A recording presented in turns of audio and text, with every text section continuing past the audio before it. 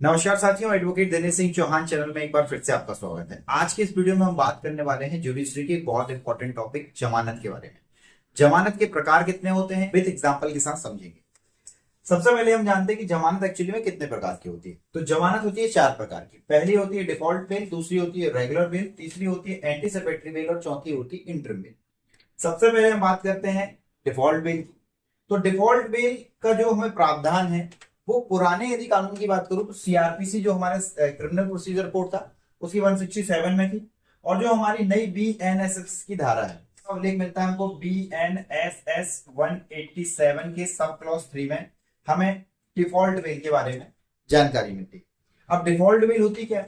तो सबसे पहले हमें ये मालूम होना चाहिए कि जब भी कोई एफआईआर दर्ज होती है, एफआईआर दर्ज हो गई तो जो पुलिस वाला होता है जिस कोर्ट के अंतर्गत वो थाना आता है वहां पे उसको 60 से 90 दिन के अंदर अंदर चार्जशीट पुट करनी होती है। अब चार्जशीट पुट 60 और 90 दिन क्यों? तो इस पे कंडीशन है, जब वो ऑफेंस जो किया गया है, ऑफेंस मतलब जो अपराध किया गया है, अपराधी में जो लगाई गई धारा है वो 10 साल से छोटी है, तो आपको 60 दिन के अंदर चालान पेश करना है। जैसे कि यदि 420 की बात करूं, 323 मारपीट की बात करें, ये पुरानी धाराओं की बात कर रहा हूं मैं, अभी नई धाराओं की बात इसलिए नहीं कर रहा हूं ताकि आपको आसानी समझ में आए। तो आपको 60 दिन के अंदर कोर्ट में चालान चार्जशीट पेश करनी है। यदि बड़े मामले की बात करूं जैसे मर्डर, मर्डर में आजीवन कारावास तक होता है, तो 10 साल से बड़ी सजा, तो इसके दिन उसके लिए उनको 90 डेज मिलता है। तो जब भी कोई ऑफेंस की एफआईआर दर्ज होती है और उस व्यक्ति को जेल भेज दिया जाता है, जो आरोपी होता है उसे जेल भेज दिया जाता है। जेल भेजने के बाद 60 दिन के अंदर अंदर उस विवेचक को, आईओ जिसे हम बोलते हैं, इन्वेस्टिगेशन ऑफिसर जिसने एफआईआर लिखी है, 60 दिन के अंदर अंदर कोर्ट में चालान पेश करना है। यदि ऑफेंस बड़ा है तो 90 दिन के अंदर कोर्ट में चालान पेश करना है। यदि ये चालान को पेश करने में अक्षम होता है, मतलब पेश नहीं कर पाता है, तो जो जेल में व्यक्ति होता है उसे डिफॉल्ट बेल मिल जाती है और वो जेल से बाहर आ जाता है। यदि ऑफेंस छोटा है तो ऑलरेडी कोर्ट से जमानत लेके बाहर आ जाएगा। यदि ऑफेंस बड़ा है, उसको बेल नहीं मिल रही है और चार्जशीट यदि 60 दिन से ज्यादा हो गए और उसने चार्जशीट पुट नहीं करी आईओ में, तो इसको मिल जाएगी डिफॉल्ट बेल और ये जेल से जाएगा बाहर। डिफॉल्ट बेल के बाद हम बात करते हैं हमारे दूसरे जमानत के प्रकार की, जो है हमारा रेगुलर बेल। रेगुलर बेल मतलब सामान्य बेल। सामान्य बेल मतलब जब भी कोई व्यक्ति को किसी आरोप में पकड़ा जाता है और यदि कोर्ट उसे जेल भेज देता है तो हम रेगुलर बेल से उसकी बेल लेते हैं। रेगुलर बेल मतलब जो भी जब व्यक्ति जेल के अंदर होता है और हम कोर्ट से उसकी जमानत लेते हैं। रेगुलर बेल का जो कॉन्सेप्ट है वो सीआरपीसी में 437 में था और 439, मतलब पुरानी जो कानून था उसमें आपको 437 धारा, 439 धारा में आपको सीआरपीसी में मिल जाएगा। बट अब जो नई धारा है बीएनएसएस, इस पे 437 को रिप्लेस करके 478 बना दिया गया है, 439 को रिप्लेस करके 483 बना दिया गया है। बात करते हैं 478 और 433 कैसे होगा। तो 437 जो पुराना हुआ करता रहा वो छोटे अपराध के लिए होता रहा। जब हमारे पास छोटा अपराध होता था जिसे बेलेबल ऑफेंस भी कहते हैं, छोटे अपराध मतलब जैसे ऐसे मामले जिसकी बेल का जो देने का पावर है जेएमएफसी के पास पावर होता है कि इस केस में आपको बेल प्रोवाइड कर सकते हैं। जैसे हम बोलते हैं ना कोर्ट से खड़े खड़े बेल हो जाएगी, वो है 437। और अगर मैं बात करूं बीएनएसएस की तो 478, 470 और बीएनएसएस से हम ऐसे अपराध के बारे में बेल ले सकते हैं जो जमानती है, और जेएमएफसी से हम डायरेक्टली ले सकते हैं। व्यक्ति को पेश करा 437 मतलब 478 की अपन ने एप्लीकेशन लगाई और उसकी बेल तुरंत अपन ने ग्रांट करा।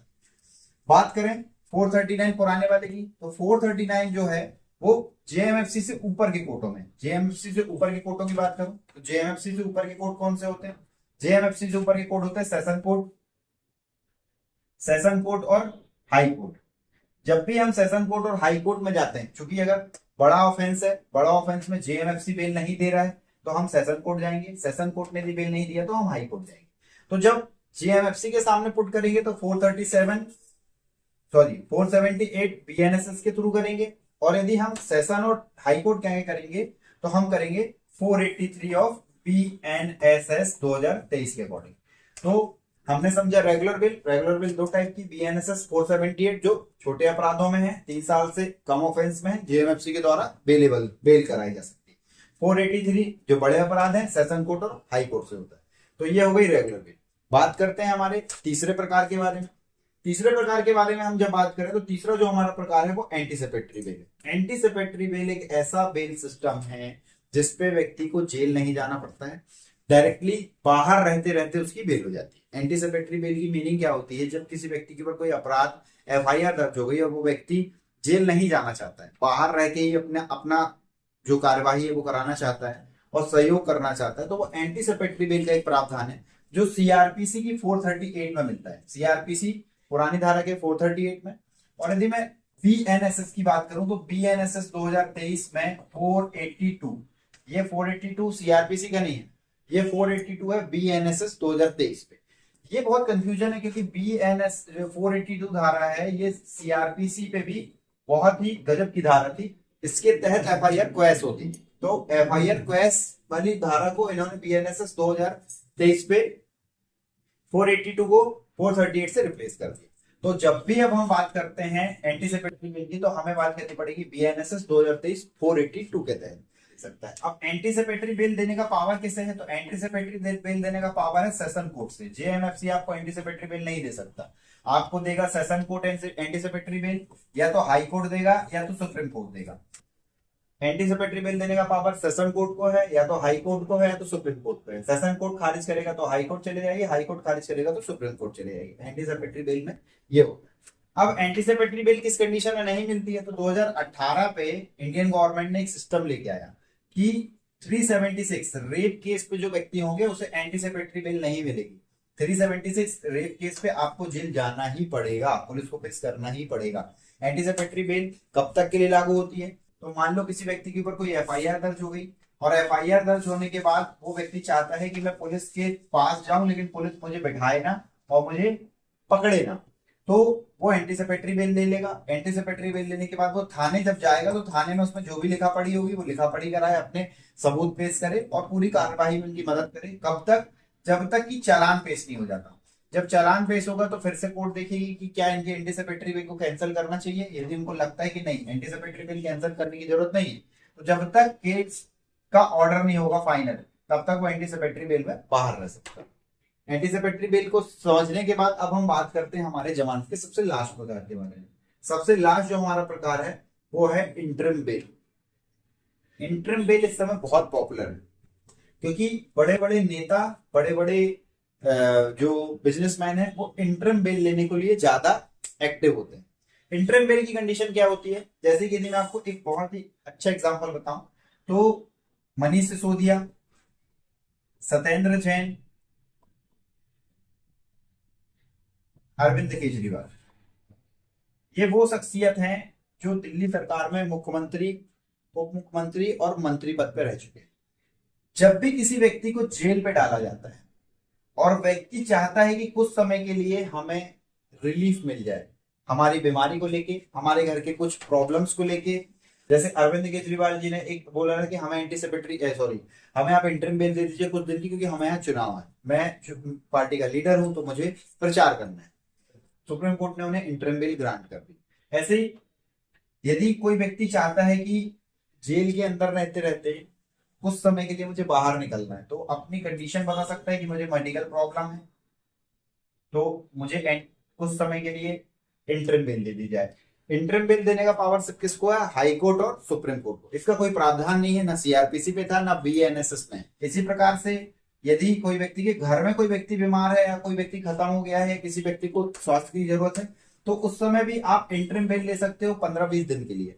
तो ये थी हमारी बेल के प्रकार। बेल के हमने आज पढ़े, एक बार फिर से रिकॉल कर लेते हैं। बेल के हमने जो प्रकार पढ़े हैं वो 4 पढ़े हैं: default bail, regular bail, anticipatory bail और इंटरिम बेल। डिफॉल्ट बेल क्या होती है? जब भी FIR लिखने के बाद पुलिस अधिकारी चार्जशीट को 60 दिन और 90 दिन में पेश करना है, कोर्ट में जमा करने में असमर्थ होता है, तो वो डिफॉल्ट बेल के तहत उसको जेल से बाहर निकाल दिया जाता है।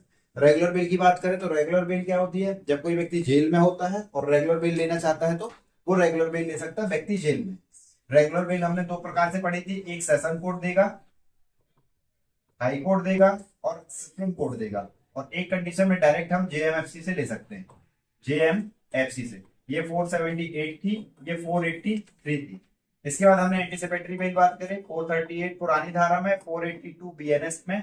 एंटीसिपेटरी बेल क्या होती है? यदि आप किसी FIR में जेल नहीं जाना चाहते तो आप बाहर से बाहर बेल ले सकते हैं और पुलिस को सहयोग कर सकते हैं। इंटरिम बेल क्या है? एक बेल का प्रकार है, बट कोई नियम या कोई धारा के अकॉर्डिंग नहीं है। ये सिर्फ एक कंडीशन है कि यदि आप जेल के अंदर हैं और आप इंटरिम बेल लेना चाहते हैं, आप अपनी प्रॉब्लम बता सकते हैं, मेडिकल से लेके किसी और इश्यू से लेके कोर्ट को यदि लगता है कि आपको इंटरिम बेल प्रोवाइड की जानी चाहिए तो 15 दिन, 1 महीने, 2 महीने की आपको इंटरिम बेल दे सकते हैं। तो ये थे हमारे बेल के प्रकार। किसी भी प्रकार कोई डाउट हो तो आप कमेंट सेक्शन में कमेंट करके हमसे क्वेश्चन पूछ सकते हैं। इसी टॉपिक में यदि आप वीडियो चाहते हैं तो आप हमें कमेंट सेक्शन में वो टॉपिक बता सकते हैं।